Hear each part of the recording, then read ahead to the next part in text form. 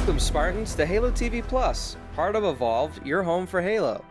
I'm your host, Oran, and on Halo TV Plus, my guests and I recap Halo's original TV show, Halo the Series, and we discuss its contents and unique canon within the Silver Timeline. Joining me again to discuss Episode 4, Homecoming, is Will Boyer. Welcome back to the show. Again, thanks for having me.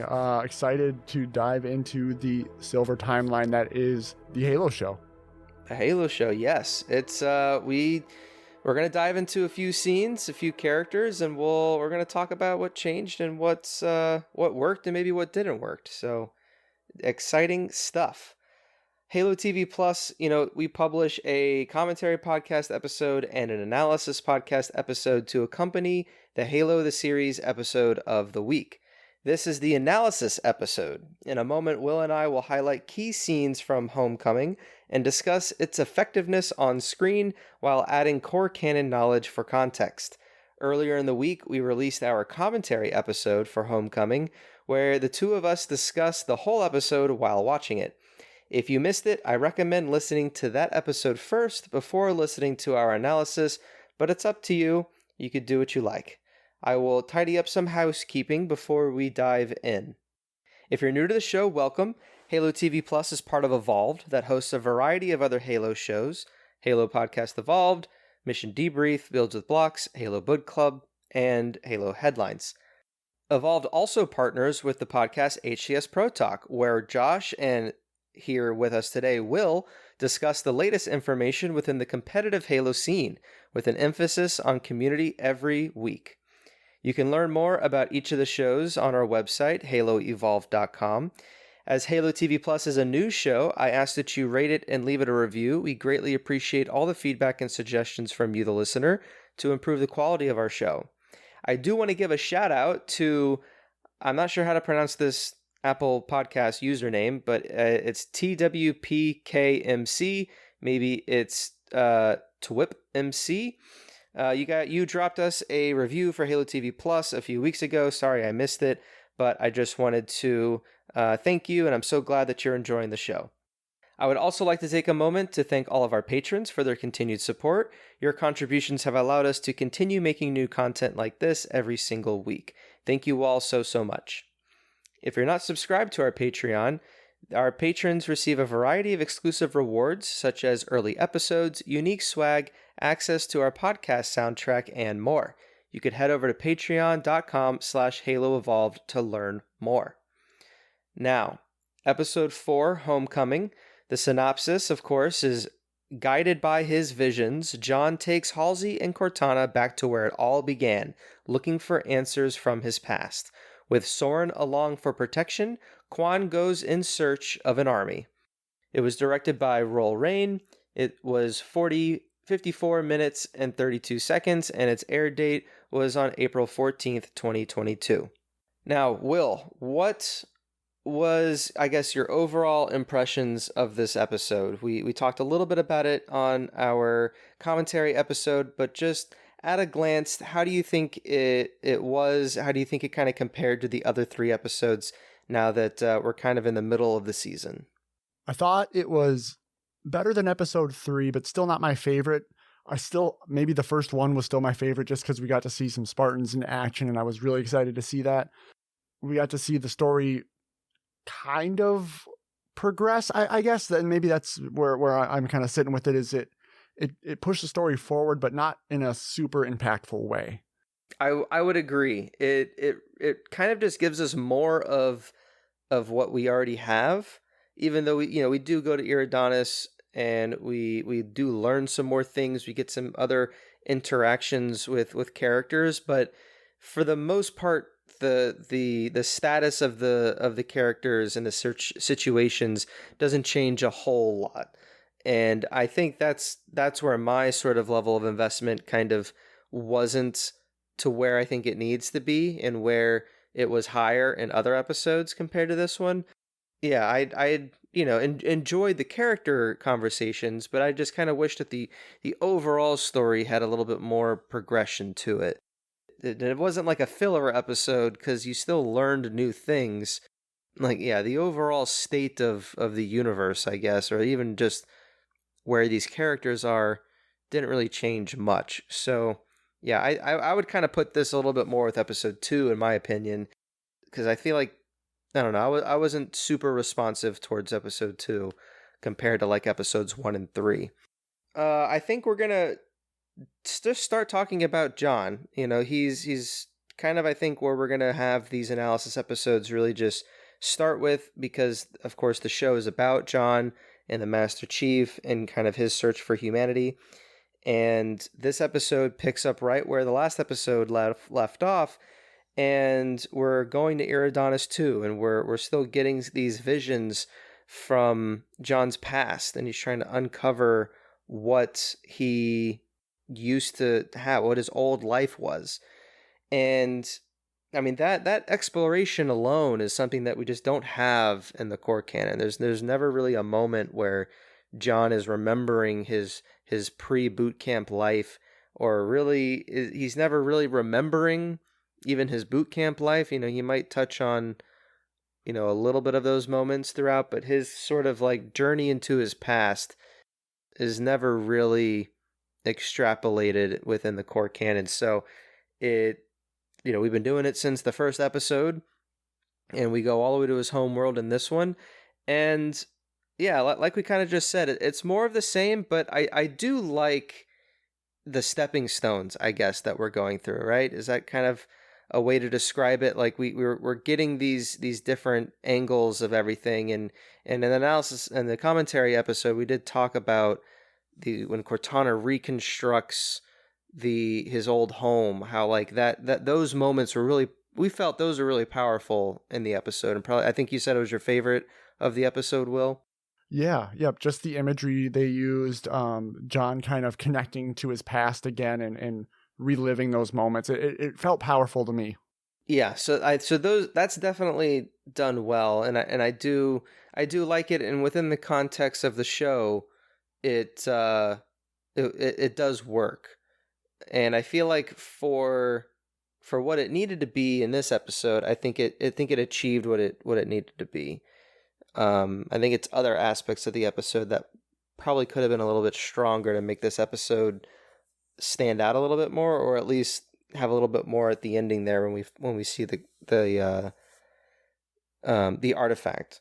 We get more of Halsey being sort of manipulative, which again doesn't really change much. It's not like she's playing a different angle. She's just kind of keeping the same blurry lines that she's, manipulative ways about her.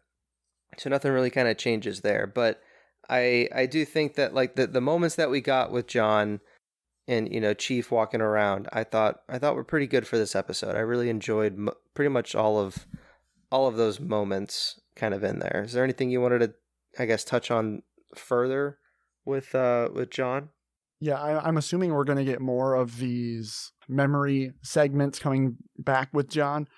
They mentioned in the episode that part of his brain had he unlocked those memories, sort of, those neurons fired again. And I think that's kind of alluding to John is going to remember more the more this story progresses. So I'm curious at what tensions that will bring between him and Halsey. Well, how, I feel like Halsey is going to try to cover up everything she can. I also wanted to touch on Halsey a little bit too, because from us coming from the Halo universe, we kind of know Halsey's background and what she does. But if you're just watching the TV show and you've never experienced Halo before, I'm wondering how much they've portrayed Halsey. Because like first she was just a little rebellious with continuing with her science program with the AI, cloning and whatnot. But that, being rebellious could hit different than being manipulative and kind of almost destructive to be manipulative and get what you want. So I think they are trying to build up what might possibly come with Halsey in the future this episode as well. No, that's a very good point. I've never taken a step back to kind of think about it in that sort of context, as someone who knows next to nothing about Halo in that regard, on kind of how Halsey is being portrayed, and I do wonder if any of that will sort of like let up, because like she does harbor some guilt in the games and in the core canon for like the Spartan program. I think she kind of told herself for a while it was like for the greater good. But like in her own journal, she wrote how, you know, it still kind of crushes her a little bit that she destroyed these families by abducting these 150 or 75 kids. And yeah, it'll be interesting to see. I mean, it's only been like, you know, a couple weeks or something in the show, but as the season and the series just continues, it'll be interesting to see the different ways Halsey gets to be portrayed. Um, so then it's you know, maybe less antagonistic or more antagonistic depending upon the situation. Because yeah, off the gate, she's being rebellious, not really listening to orders, being manipulative, and then even Miranda at the end of the episode, her own daughter, has that monologue that really just kind of sets home that like she is very controlling, and she sees someone who, if someone's not doing something that she wants them to do and she doesn't have a hold over someone, then she considers that person, you know, more or less an enemy and like not really someone in her court, and that's someone that could be trusted. And that just kind of thinking in general is a recipe for disaster, you know. So yeah, we'll see how it continues. How, you know, I only assume that they're going to identify and research the artifact in the next episode. So we'll kind of see how that comes about. The other sort of aspect of this episode was back on Reach, where we had Kai and Miranda, as well as the other two Spartans, Riz and Vanek. Kai, she also removes her pellet. You know, she witnessed John do it in the last episode and kind of the shadows there. And I wasn't expecting her to take the pellet out herself. I kind of thought that she would do a little bit more of what Spartans would do and not really have that curiosity, and instead kind of not really report that, but just kind of confront Chief about it or the other Spartans and say like, John's acting very strange, like he removed his pellet, sort of a thing. And so I mentioned this in the commentary, and I could only assume that's maybe because she was also there with John who saw the artifact. But I do like where that then took the character, because after she removed her pellet, she was cleaning her sniper rifle, which I'm sure she's done time and time again, and she used like the red grease to dye her hair pink. She's like inspecting the artifact when Miranda calls all the Spartans in, and she's inspecting like all of the different things around her laboratory, while Vanek and Riz are just kind of standing at attention. So I do like that because of this, we get a little bit more personality from Kai to kind of contrast Riz and Vanek. Will, how do you kind of respond to now we have half of Silver Team without their pellet versus the other two that are still more traditional Spartans? Like, do you kind of like these decisions? Are you a little concerned that the Silver Team is kind of going in a too far of a different direction than like what Core Cannon did? Like, how did you respond to sort of Kai's choices this episode? Yeah, so I am curious. The first thing that kind of came up was I was wondering what was her reasoning behind removing the pellet as well, because Spartans are designed, you know, by order, follow the book. Is she doing this to emulate Chief, or is it something that maybe was sparked in her beforehand, and seeing Chief do it, take out the pellet, pushed her to take out the pellet for the TV show? Having two Spartans that are less, I guess, deadpan, I guess, because Spartans, you know, they are very... I guess more emotive, I guess you could say. Like a little less disciplined, you know, or... I mean, they're still disciplined, but like less of that just like innate, like, sir, yes, sir, type of do whatever it takes mentality, because... because I think you at some degree you need some contrast, you know, like Riz and Vanek, like they are two different Spartans, and they have their own subtle differences between the two, but they're kind of the same because they both are very matter of fact and a little bit deadpanned and respond to an order and are ready for action at a moment's notice. And so giving Kai a way to be less of that and to invoke some curiosity and personality is good from just a scene sort of like breakdown. So that way you have different characters interacting with each other to kind of build your scene. Because if everyone was the same, it could be less interesting. It's harder to write, conflict if everyone's not different. Right. I guess I personally would like some clarification on her justification for removing her pellet. But then again, it could be anything, and I am wondering if her and Chief doing this is going to lead to things down the road which may cost them in battle, because this is not what they're used to. Are they going to get overwhelmed on the battlefield in a moment, or they're going to have some emotion come over them that they're not used to feeling while they're fighting, or maybe they'll save someone that they usually wouldn't have saved, something to that effect, where it could create some tension between Silver Team itself, because Chief and Kai want to make one decision and the other two are against that. So I think it'll create some good drama for TV. Yeah, I like that. I think that's a good example of where they could take this new angle of conflict for the Spartans. Like let's say, since Kai and Miranda, they had some good chemistry this episode, so maybe that develops and maybe Miranda is put into some perilous situation, and now Kai would react in a different way because of this friendship that they're forming. Whereas before, her priorities would be different because of whatever mission is at stake.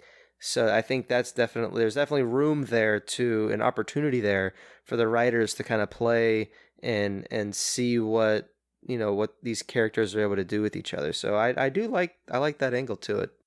Good suggestion, Will. Speaking of Miranda, I think she shines the most this episode than some of the previous ones. She's able to capitalize on Halsey not being around to look at the Forerunner artifact and try to kind of insert her own hypotheses and tests into the mix. While she's working with the Spartans, she discovers that they are, they know some Sangheili words, since they are upfront with Sangheili all the time.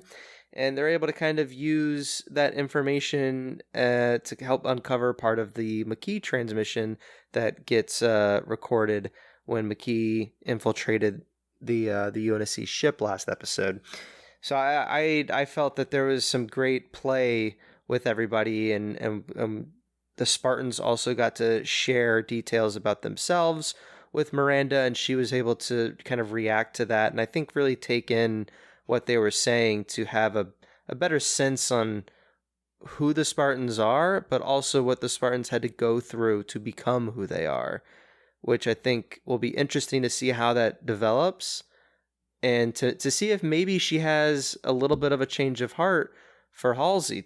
Maybe not fully, but I don't know, maybe there's something there down the line that, because of these interactions and getting closer with the Spartans, there might be a different type of appreciation for what Halsey was able to achieve with the Spartan program. Yeah, I really liked Miranda kind of stepping to the forefront in this episode, and yeah, the interaction with the Spartans was wonderful, and I'm excited to see where her and Kai's relationship goes as things progress. Is Halsey going to come back and see that and have some sort of issue with it, or is that going to be kind of a background thing where Kai and Miranda are working together to get things done? Oh yeah, I like that. That'd be a great little tidbit there, that there's tension between Silver Team and Kai then has to go to Miranda to further whatever sort of, I don't know, plot development that's going on, that they have to kind of work together in the background. That'd be interesting as well to see that developed. Yeah, a lot of interesting things that I guess this episode really sets up with these two kind of storylines between, John and Halsey and the artifact, and then you have Kai with Silver Team and now Miranda entering the fold. Yeah, just kind of see how it develops. The other sort of storyline we have is Quan and Soren. They travel to Madrigal because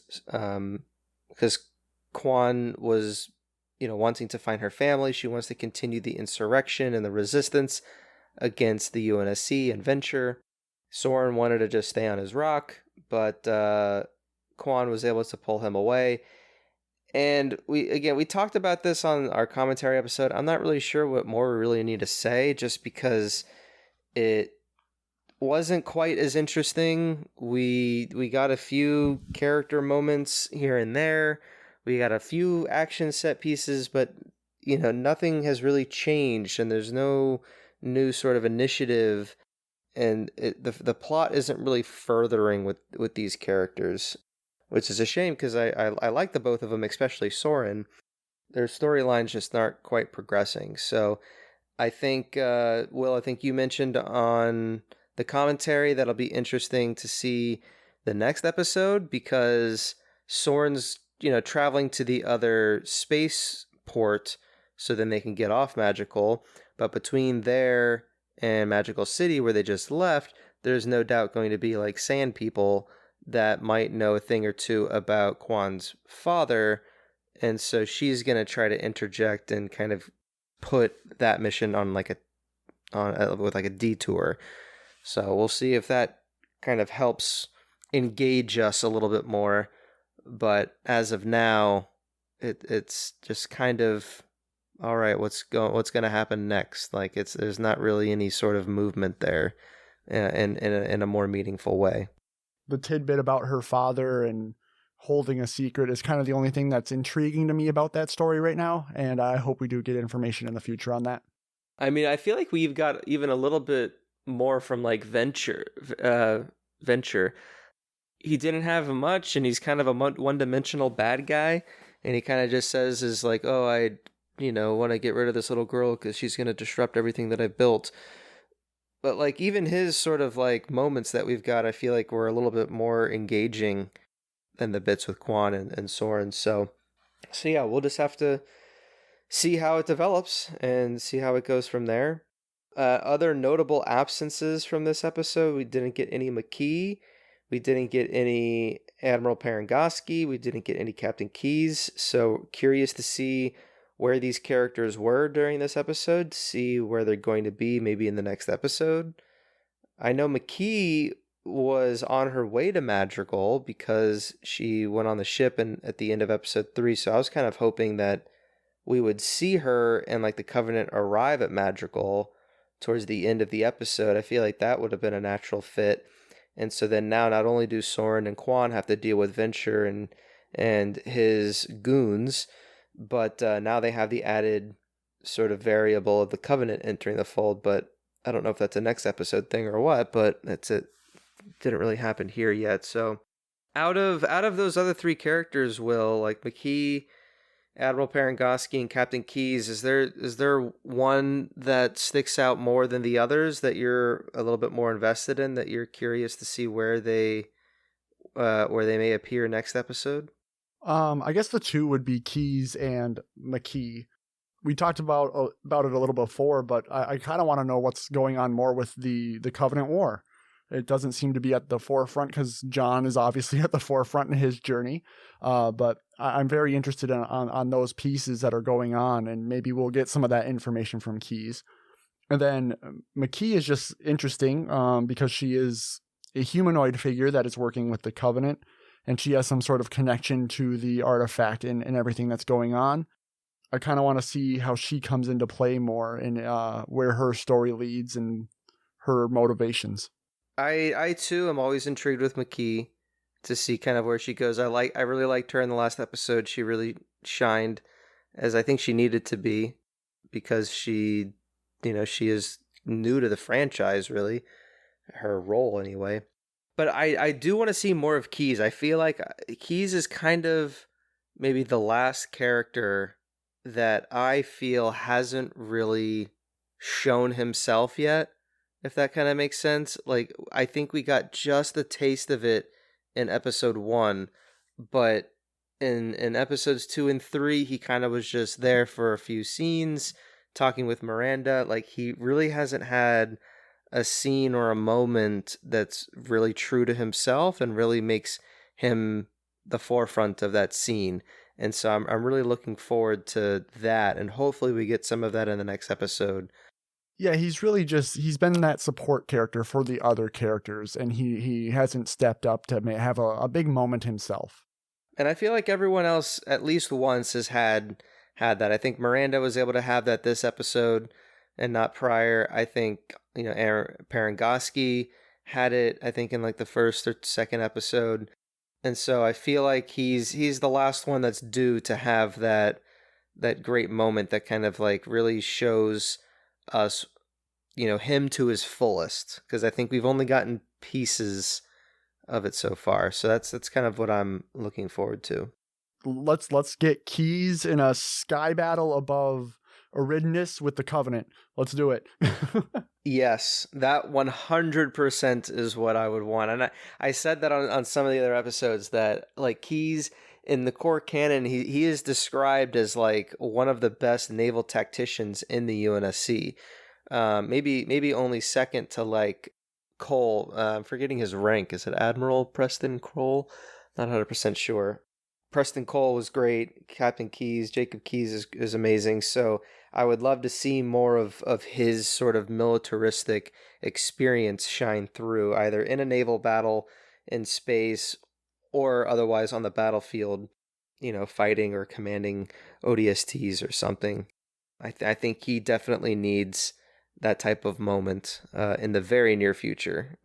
Next episode, preferably, because we're going to be halfway through the season, and he definitely needs that moment. Is there anything else, Will, you want to touch on, or anything that you might be excited about going forward before we kind of wrap up? I'm excited to see the culmination of kind of what's been going on with what happens when, we get the artifact in the area that they're in now, and what comes from that. John exploring his humanity a bit. I thought the scene on the subway and the hearing the string accompaniment in the park was really good, and him just soaking in that moment. So I want to see his character grow a little bit. I know a lot of people want the military chief, but I think this series is going to take his humanity in a good way, good path. Yeah. I too want to just continue to see more. I really like those moments that you said from episode 3, and I did like what we saw here in this episode with him kind of rediscovering his past and learning about his family a little bit.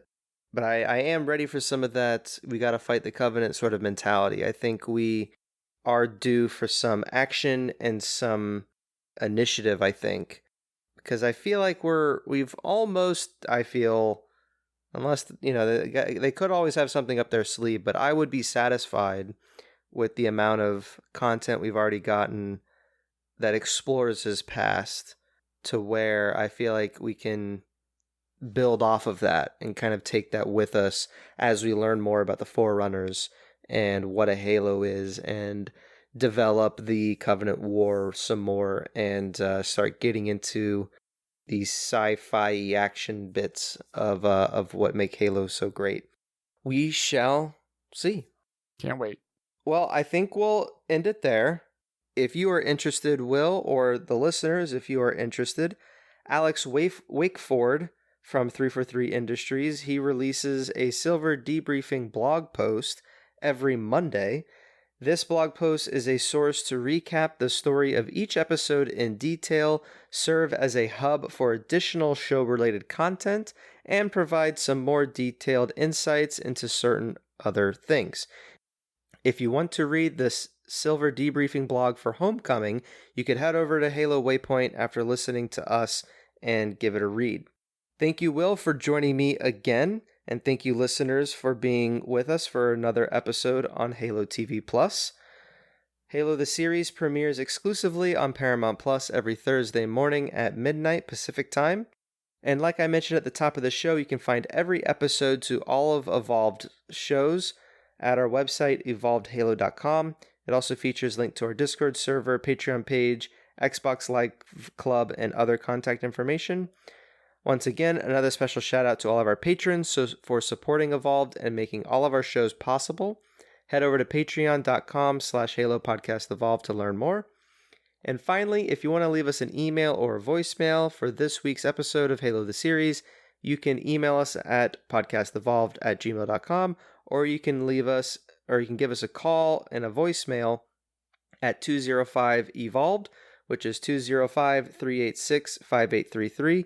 Will, do you want to plug HCS Pro Talk and where listeners can find you and Josh every week? Well, first go to evolvedhalo.com because they were gracious enough to give us a spot there to highlight our show, HCS Pro Talk. Find us on Twitter at HCS Pro Talk. We have a link tree to our Discord, YouTube, Twitch. It's all there. We do record our podcast live at 7 p.m. Central Time on Mondays if you'd like to check out our live show or VODs on YouTube. Or if you want to listen to us on the podcast form, audio form, you can find us on your favorite podcast site. And that's all I got. Nice. I'll have to get, now that since I have you, I have to get Josh on, and I will definitely do that before the end of the season. So next time you talk to him, put the little bug in his ear. All right, I'll prod him. I have an episode planned for him, and I just want him to, have it in his calendar. It's got to happen. I'll just sneak in. I'll type it in his calendar that he's on the show this date, and then he will just have to do it because it's on his calendar. There you go. You can't say no. Well, Will, thank you so much for joining. It's been a pleasure for the commentary and analysis for this week, and I look forward to the next time we're able to record together for the next Evolved HCS Pro Talk collaboration. I've been your host, Oran, this week, everybody, and until next time, Evolve! Evolve!